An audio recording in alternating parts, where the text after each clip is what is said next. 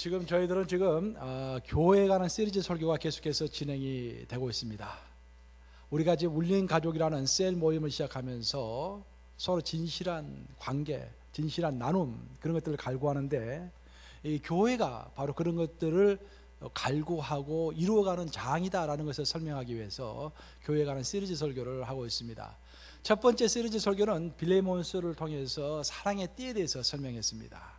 결국 교회라는 것은 사랑의 띠로 엮어지는 그런 장소이기 때문에 사도 바울이 빌레몬에게 요청했던 것처럼 또 오네시모가 사도 바울에게 고백했던 것처럼 교회라는 것은 사랑의 띠로 엮어진 그 상태에서 그 어떤 부탁이라도 그 어떤 고백이라도 할 수 있는 그런 곳이 되어야 한다라는 것이 첫 번째 설교였습니다.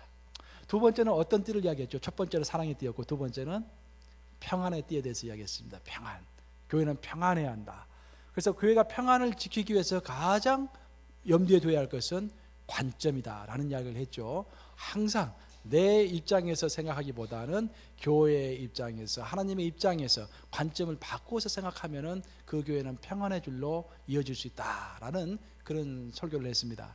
세 번째 시간은 오늘은 복음의 줄입니다. 복음의 줄. 교회는 결국 복음의 간격과 복음의 사랑이 꿈틀거리는 곳이어야 한다. 그래서 복음의 띠로 엮어진 곳이 바로 교회다라는 그런 설교가 되겠습니다. 제가 언젠가 아주 절친하게 지내는 목사님이 한 분 계시는데 이 목사님이 어떤 잡지에다가 글을 기고를 하셨더라고요. 그래서 제가 유심히 살펴보았습니다. 근데 그 글을 살펴보니까 목사님이 목회를 하다가 스트레스를 많이 받으니까 교회를 새로 옮기시고 목회를 스트레스를 받고 그래서 그 스트레스를 해소하기 위해서 검도를 시작하셨다고 그래요.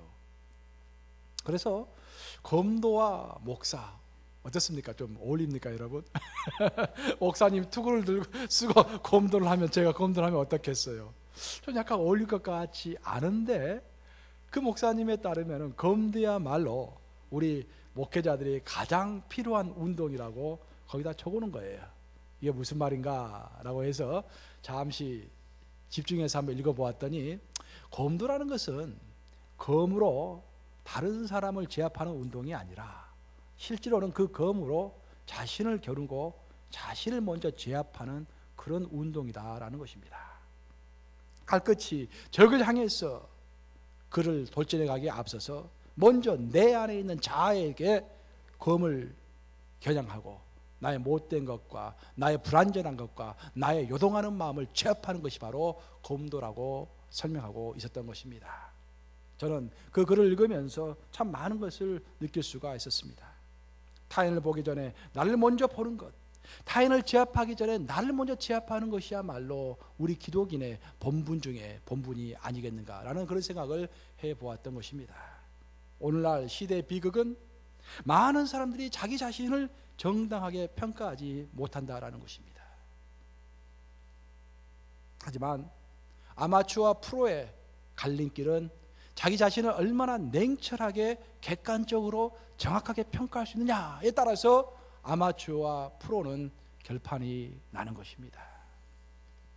제가 대학을 졸업하고 직장 생활을 시작했을 때 우연하게 글을 쓰는 그런 직장에 들어가게 되었어요. 물론 그 직장 자체는 글을 쓰는 직장이 아니지만 글을 쓰는 부서에 들어가게 되었어요.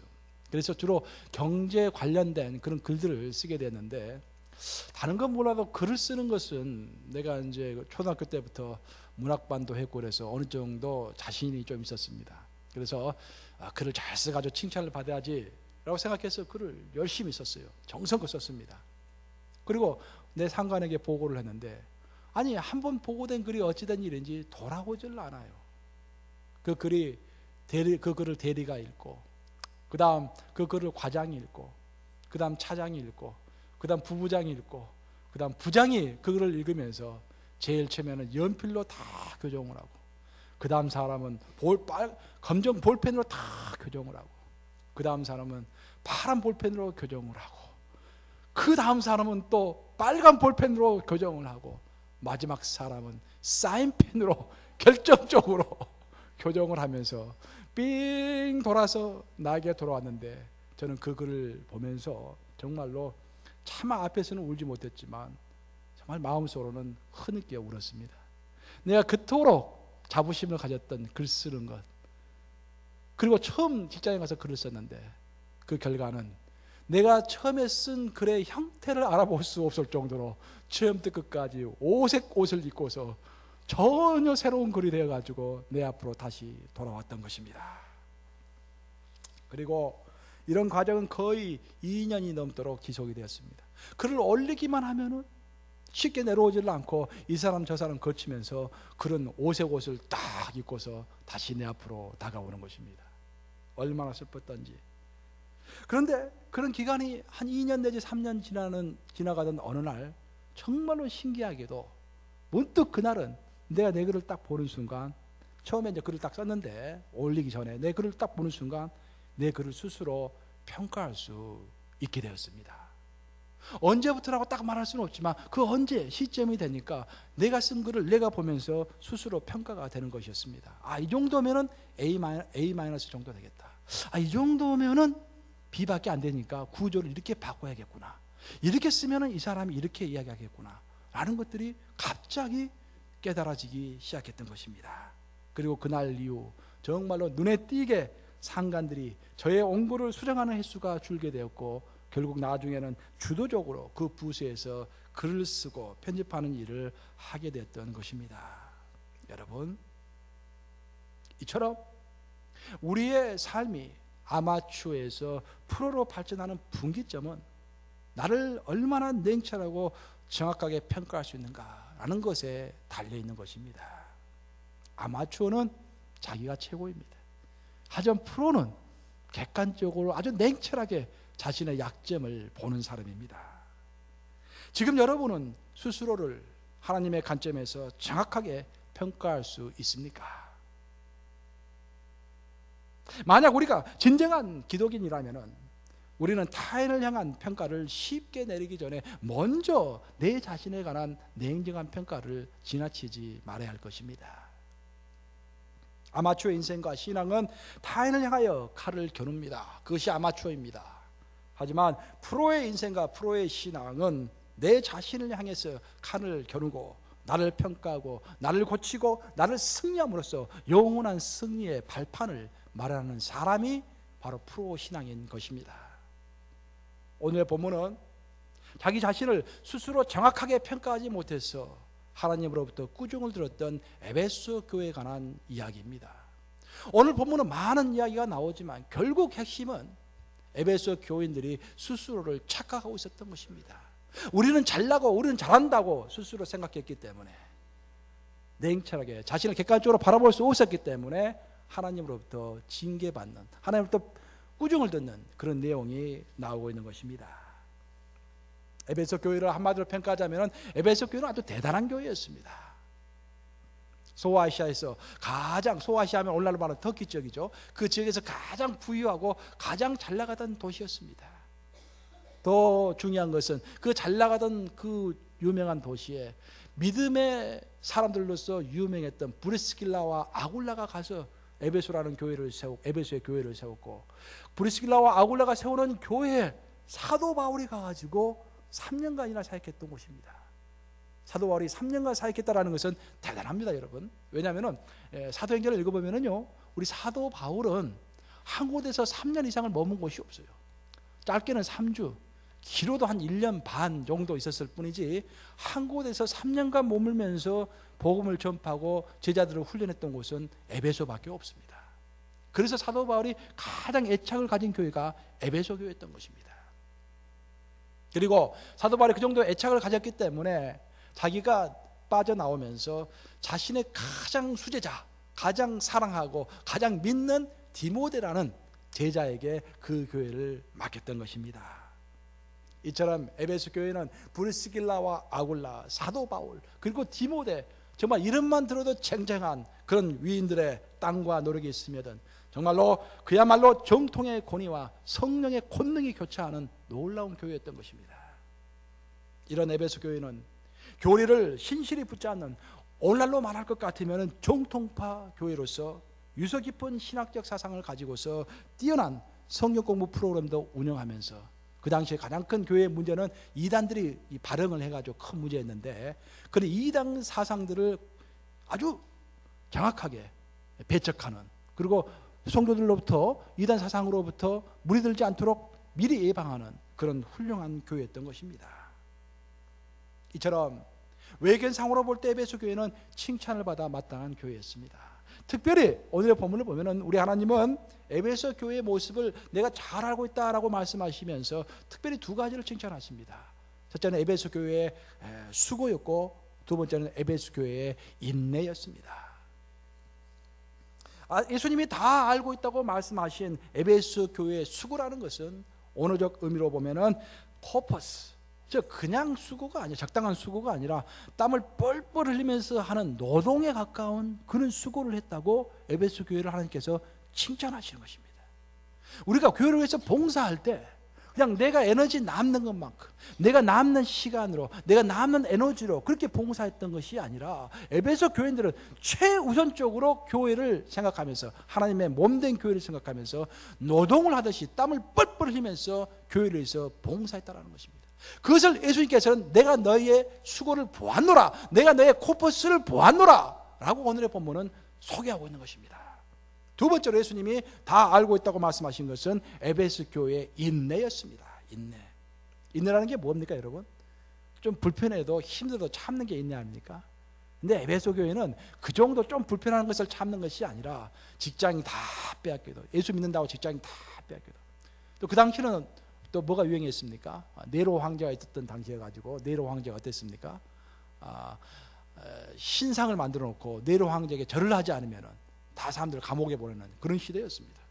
근데 그럼에도 불구하고 좌로나 우로나 치우치지 아니하고 적극적으로 확고부동하게 목에 칼이 들어온다 할지라도 자신의 신앙을 지켜나가는 그런 인내를 보였다라는 것입니다. 다시 말해서 에베소 교회 교인들은 교회에 헌신하기로 마음을 먹고, 그 당시 로마 정부의 황제 숭배 강요와 유대인들의 그 수많은 핍박에도 불구하고 전혀 좌로나 우로나 치우치지 않는 굳센 믿음을 보였던 것입니다. 그래서 우리 예수님은 오늘의 본문 3절에서 너희가 내 이름을 위하여, 무엇을 위하여? 내 이름을 위하여, 예수님을 위하여 견디고 게으르지 아니한 것을 내가 어떻게 한다? 다 안다라고 설명하고 있는 것입니다. 얼마나 놀랐습니까? 예수님께서 어떤다? 다 아신다. 이로써 우리는 오늘 설교의 결론에 이르기 전에 세 가지 귀중한 교훈을 먼저 살펴보게 됩니다. 첫 번째로는 우리 예수님은 다 아신다라는 것입니다. 따라서 해보시겠습니다. 우리 예수님은 다 아신다. 믿으십니까? 우리 예수님은 불같은 눈동자로 에베소 교인들의 모든 행동을 다 보고 계셨다라는 것입니다. 여러분은 정말로 단 한 번이라도 교회에서 일어나는 모든 일을, 내가 교회에서 속삭였던 이야기, 내가 교회에서 뭘 어떻게 다투었던 이야기, 내가 교회에서 헌신을 혼장담했던 그런 이야기, 그 모든 것을 다 바로 옆에서 눈동자처럼 지켜보시고 다 알고 계신다고 믿어본 적이 있습니까? 만약 우리가 이것이 가정이 아니라 현실이라고 100% 믿는다면 우리의 행동이 어찌 또 어떻게 변할 수가 있겠습니까? 오싹하지 않습니까? 저는 이 설교 쓰면서 등골이 오싹하는 것을 느꼈어요. 내가 하는 모든 행동, 내가 하는 모든 말, 내가 하는 모든 기도, 우리 하나님께서 다 알고 계신다라는 것입니다. 아시다시피 요한계시록은 어떤 책입니까? 요한계시록은 말세에 있을 큰 재난과 세상 변동에 대해서 예언하고 있는 책입니다. 그렇죠? 근데 놀랍게도 요한계시록에 1장부터 3장까지는 미래에 관한 예언이 아니라 4장부터 예언이 나오는 것이고, 1장부터 3장까지는 1장은 예수님이 나오시는 계시에 대해서 이야기하고 모습에 대해서 이야기하고, 2장과 3장은 그 당시에 있었던 대표적인 7교회에 관한 예수님의 평가를 설명하고 있는 것입니다. 예수님께서는 그 당시에 있었던 대표적인 7교회의 행동을 다 자세히 다 알고 계셔가지고 한 교회 한 교회 평가를 하고 계시는 것입니다. 그럼 우리가 여기서 생각해 봐야 할 것은, 왜 예수님께서는 곧바로 미래에 있을 예언을 쭉 말씀하지 않으시고 그 예언을 말씀하시기 전에 현재 있는 7교회에 관한 평가를 하셨는가라는 것입니다. 왜 그랬을까요? 그냥 예언만 하시면 될 건데 왜 굳이 현재 있는 7교회에 관한 평가를 다 하신 다음에 예언을 시작했을까요? 이거 참 중요합니다, 여러분. 그 이유는 앞으로 너희들이 살아가면서 대환란이 있고 어마어마한 고통과 핍박이 있을 것인데 그때도 너희들이 꼭 기억해야 할 것은 내가 에베소 교인들의 모든 수고와 모든 행동을 불같은 눈동자처럼 다 보았듯이 그때에도 내가 너희 곁에 있을 것이며 너희가 하는 행동과 너희가 하는 모든 결단을 내가 불같은 눈동자로 다 지켜볼 것이다 라는 것들을 가르쳐주기 위해서 본격적인 요한계시록이 시작하기 전에 4장부터 시작하기 전에 2장과 3장에서 각 교회에 관한 평가를 예수님께서는 말씀하고 계시는 것입니다. 그래서 여기서 우리가 두 번째로 얻어야 할 교훈은 이렇게 우리 하나님께서 우리 예수님께서는 우리의 모든 것을 다 보고 계시기 때문에 교회에 대한 헌신을 할 때 또 교회에 대한 평가를 할 때 그냥 내 기분대로 하지 말고 정말 예수님께서 내 바로 앞에서 내 바로 옆에서 나의 헌신과 나의 불평을 다 듣고 계신다라고 생각하면서 내 기분대로 하는 것이 아니라 진지하게 성경적으로 해야 하는 것입니다. 우리가 세례를 받고 교회에 입교할 때 여러분 세례의 의미가 뭡니까? 이제 우리가 곧 세례를 곧 하는데 성인 세례식도 하고 어린아이들 세례식도 하는데 세례의 의미는 먼저 우리가 죽었다 살아나서 영적으로 죽었다가 영적으로 살아나서 예수님을 내 인생의 주인으로 모셔드립니다 라는 그런 의미가 첫 번째로 있습니다. 하지만 두 번째 의미가 있는데 두 번째 세례의 의미는 내가 이제는 구원받고 제대로 된 기독인이 되어서 나가 세례를 받은 이 교인으로서 이 교회에 헌신합니다 라는 그런 또 선언이 되는 것입니다. 그래서 세례 받은 사람은 그런 의미를 정확히 알고 진지하게 고백해야 하는 것입니다. 왜냐? 왜 그럴까요? 우리 예수님께서 바로 앞에서 다 보고 계시고 다 듣고 계시기 때문인 것입니다. 또 우리가 재직이 되어서 이제부터는 내가 교회에 헌신하겠습니다 라고 선언을 했다면 그것 또한 진지하게 해야 합니다. 쉽게 하면 안 됩니다. 왜냐하면 모든 재직과 모든 고백과 모든 소원과 모든 우리의 생각과 마음과 행동을 누가 보신다? 예수님께서 보고 계시기 때문인 것입니다. 그것을 가르쳐주기 위해서 요한계시록은 본격적인 계시를 말씀하시기 전에 2장과 3장에서 그 당시에 있었던 가장 대표적인 소아시아에 있었던 7교회 하나하나를 평가하시면서 너희는 내가 이렇게 보는 줄 몰랐을지 모르지만 나는 지금까지 너희 모든 행실을 보고 있었노라 라고 예수님은 말씀하시는 것입니다.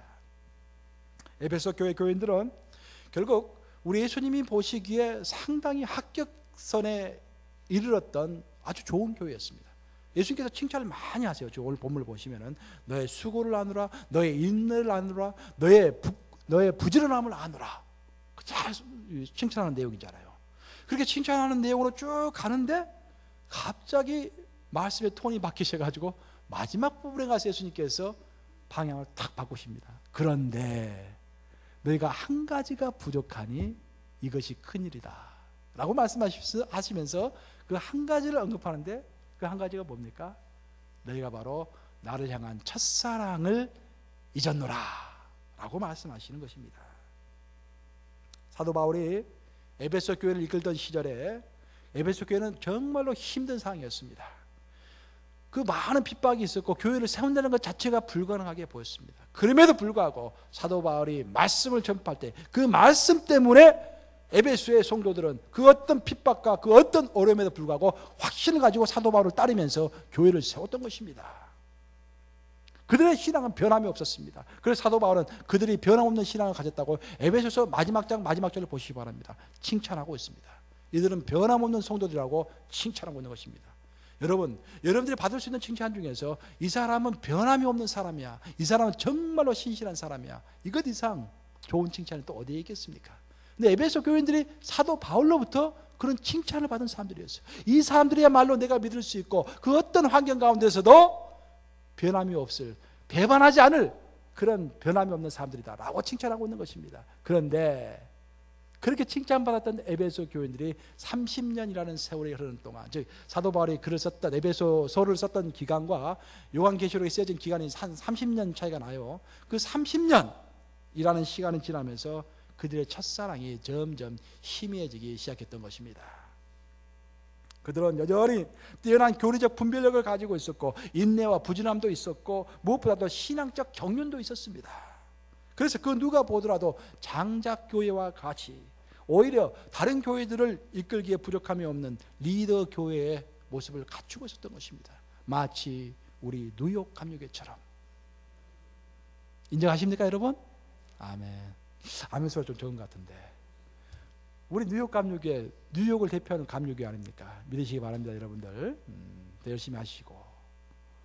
그런데 예수님은 그들이 잃어버린 단 한 가지를 지적하시면서 만약 그것을 회개하지 않으면은 하나님의 촛대, 하나님께서 에베소 교회에 두셨던 부흥의 촛대를 내리셔가지고 다른 교회로 옮기겠다고 말씀하시는 것입니다.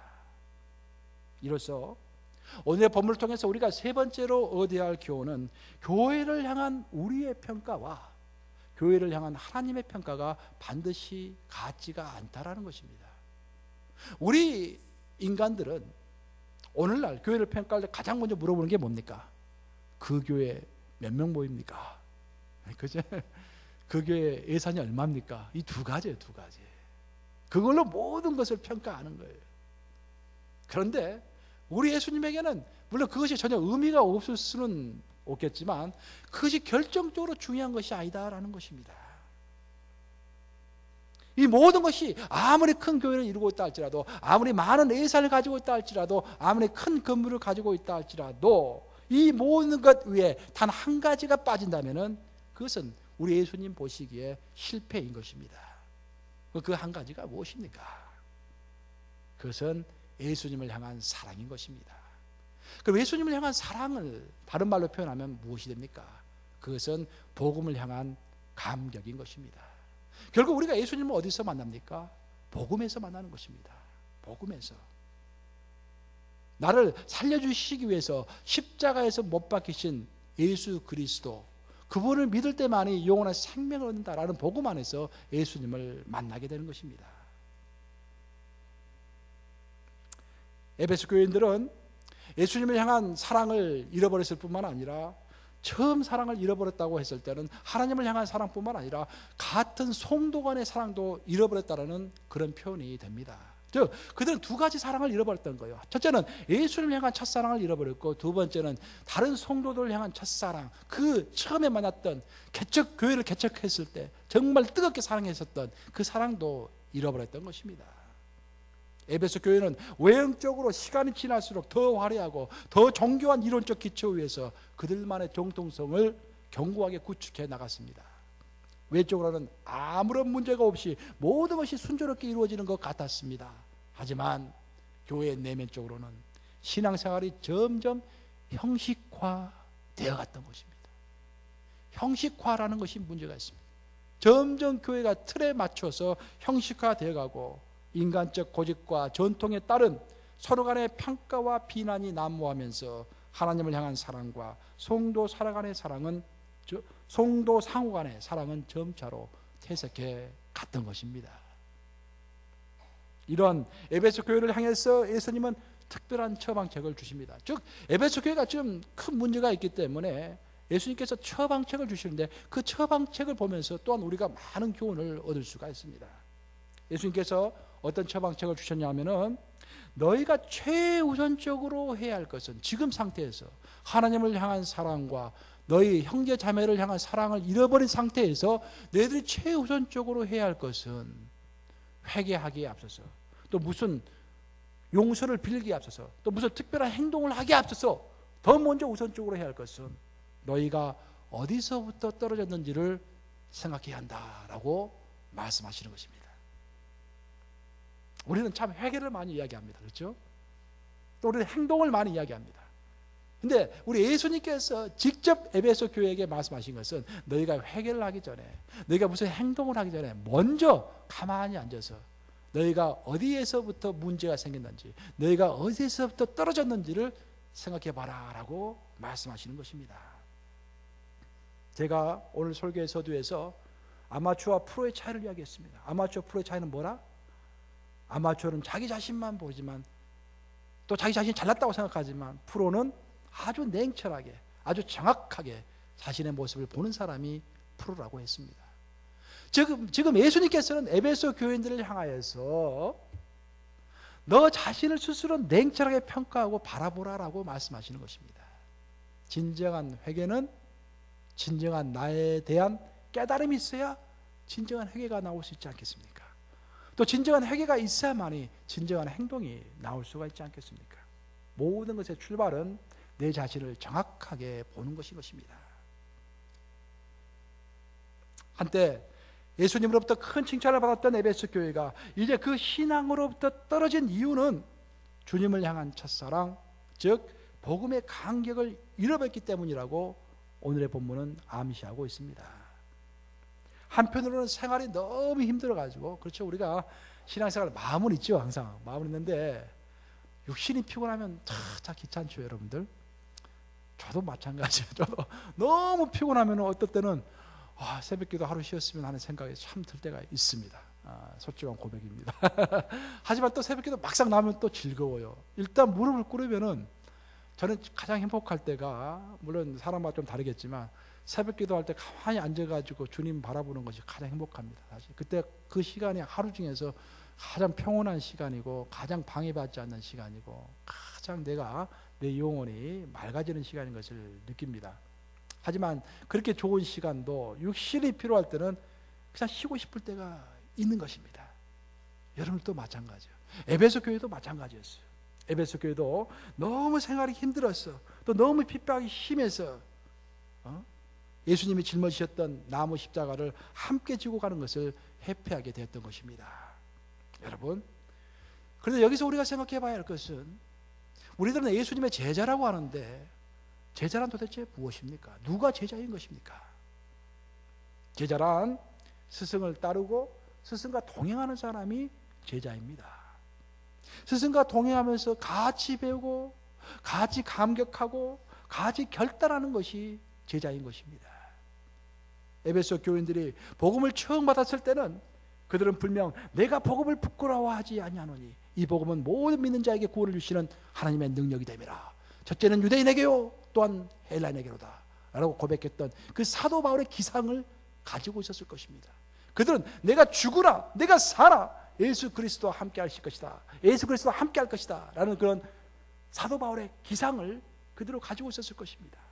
그런데 그들의 일상의 삶을 겪으면서 그런 감격과 그런 각오가 점점 희미해졌던 것입니다.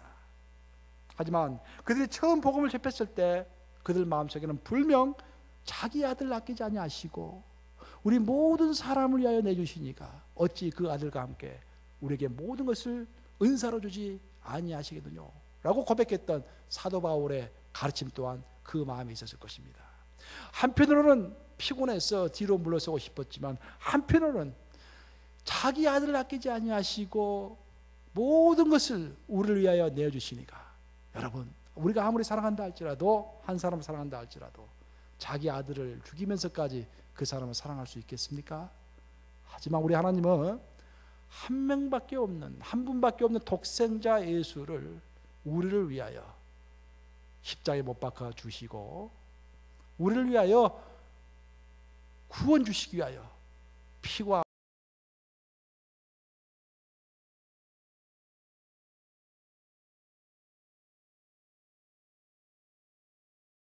또한 주고 계시는 것입니다. 에베소 교인들은 그걸 알았기 때문에 내가 뒤로 물러설 것인가, 또한 좀 믿고서 그 어떤 어려운 환경 가운데서도 예수님을 따라갈 것인가 라는 갈림길에 서 있었던 것입니다.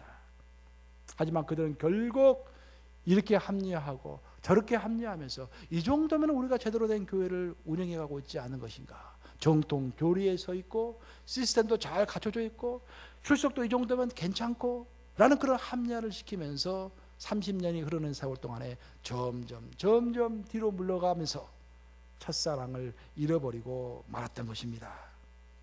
사랑하는 여러분, 여러분은 어떻습니까? 또 우리 교회는 어떻습니까? 여러분의 삶에는, 또 우리 교회 성도들의 삶에는 복음에 대한 진정한 감격과 감사와 눈물이 있습니까? 아니면은 복음이 아니더라도 이 정도 규모에, 이 정도 예산에, 이 정도 조직에, 이 정도 프로그램에 됐지 않느냐, 우리가 성경적으로 행동하고 있지 않느냐라고 스스로 위안을 삼고 계십니까? 여러분, 우리가 감격을 잃어버리면 안 됩니다.